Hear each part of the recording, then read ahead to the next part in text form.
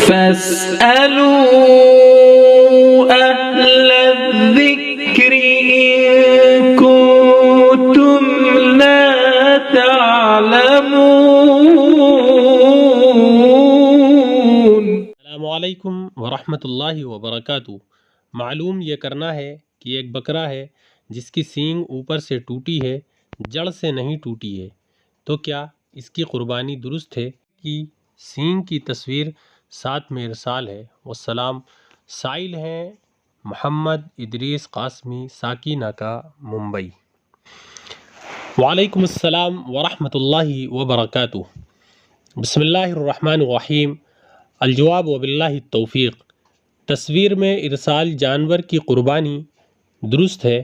جس جانور کے سینگ ٹوٹ گئے ہوں یا اوپر کا خول اتر گیا ہو، اسی طرح وہ جانور جس کے پیدائشی طور پر سینگ نہ ہوں، ان سب کی قربانی جائز و درست ہے۔